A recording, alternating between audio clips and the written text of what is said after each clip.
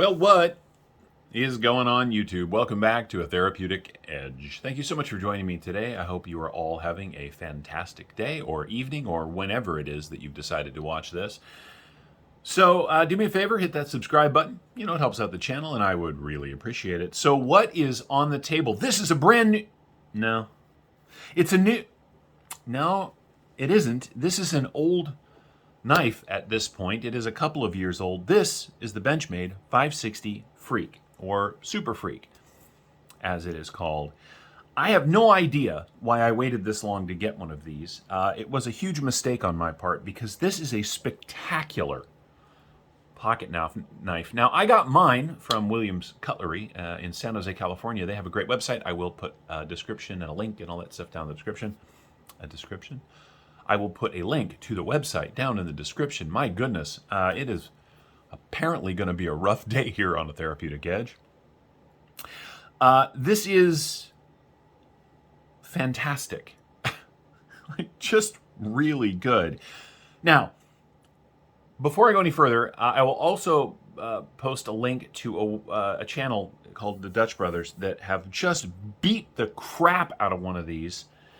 And it held up to all of their testing. So if you're interested in how tough this is, the link is down in the description. You can follow that.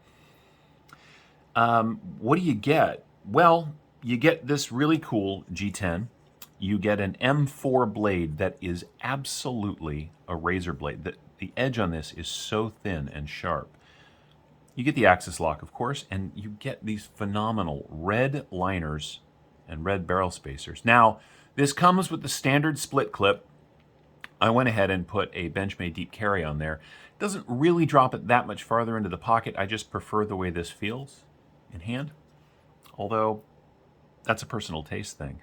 The scales on this thing are milled in such a way that it is fantastically comfortable in hand. This is a work knife with style. The blade is, well, you know, you get the Benchmade butterfly. Right, this is 560 right here. On this side it says M4. Beyond that, it is very, very straightforward and clean. Everything that I've seen online says that the coating on the M4 blade, and it has to be coated. I mean, it doesn't have to be, but the preference is for coated because M4 is not a stainless. So you want something on there to keep rust from building up or other, you know, blade coloring things. But here's the thing. The guys over on Dutch Brothers hammered one of these through a brick blade first. Just bang, bang, bang, bang. And they didn't manage to chip the edge. So whatever else you feel about Benchmade, at least for theirs, and of course we're not going to do that with mine, but I assume that it was a random sample,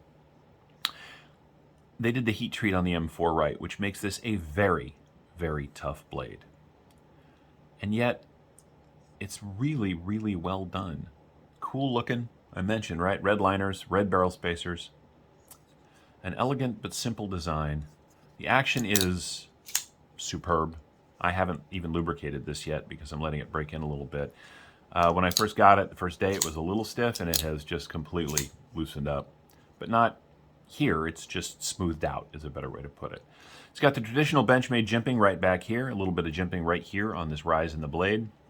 Other than that, it is clean. It has a relatively nice edge on it, which means you could probably hit this with a fire stick if you wanted to. It's not really what it's for, but I think it's sharp enough. I'm not going to test it because I don't want to mess with the coating on mine, but if you needed to, you could.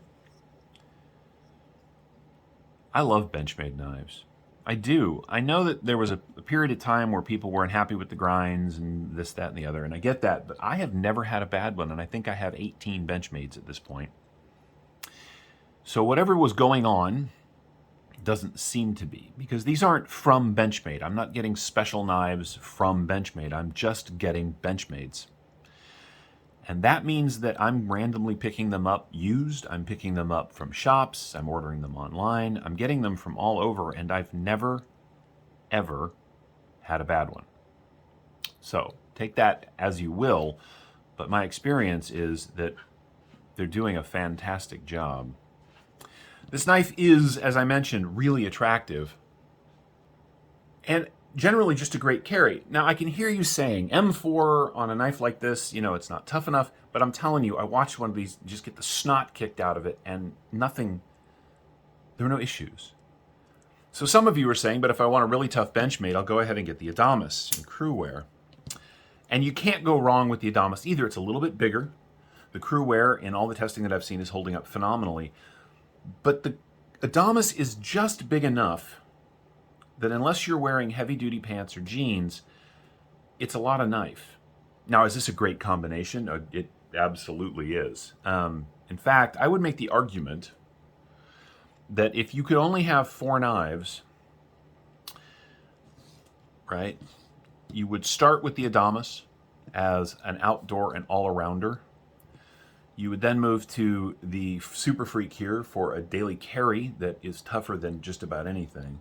If you needed something a little smaller, a little more refined, you could either go with a standard Griptilian, but for this argument, you could get yourself a 940, or in this case, the 943, for a slightly tougher carry, and then for ultralight, get yourself a bug out.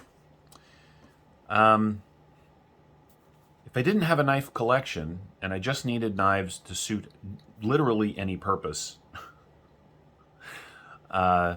this would be the setup. It really would. But let's put these away and stick with the. That's also a pretty good size comparison. But let's go ahead and stick with just these two for a minute. I got a buddy of mine that carries this pretty much exclusively at this point. He's got a bunch of other knives, but he loves the Adamas. This knife is as tough in many ways as the Adamas without the additional length and weight. You get a little less blade, but I'm telling you, this M4, you're not going to be able to fuck it up. Excuse me, screwed up. And it just looks a little more EDC. This is a monster, and I love this knife. I mean, I have cut a ton of things with this, and it shows zero wear. But now this has arrived. The original Freek was a great knife. I had one. In fact, it was my wet weather knife for a long time before I got my Spidey Chef. The S30V steel holds up really well under obnoxiously wet and sticky conditions. The original Freek had, I can't remember what it was called, but it was like a rubberized texture on the grip. But in the end, that rubberized texture meant that it was such a hassle sometimes to get in and out of the pocket. It stuck to everything that I ended up selling that knife. And of course, I moved on to other all-weather tools. But now, this has landed, and would I use this as my all-weather knife? Probably not, because M4, much like crewware here, is not stainless enough for it. But most of my camping is done in pretty clement weather, not inclement. I do a lot of hiking and walking and camping in the summer and the spring in particular. Will this be my new camping knife? Yeah, I think it will. And will this replace the 8010? I don't know.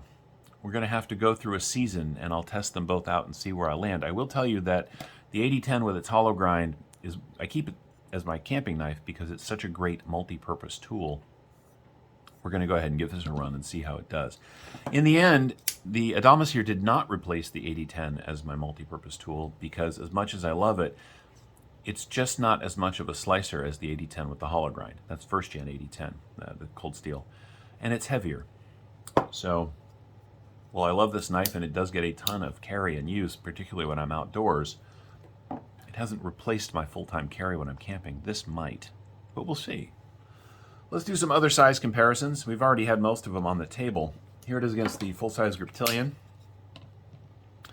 And as you can see, if we line these up, right, you get just a little bit more cutting and a little more handle on the 560 here. This is a great knife. It just is. Let's go ahead and bring the bug out again, just because that's a fun comparison. There you go. That is against the bug out. Of course, the 560 is a little bit bigger. And here it is against the Delica, with all due respect to Nick Chavez. And of course, the 560 is just a much, much larger knife. Very comfortable, very pocketable.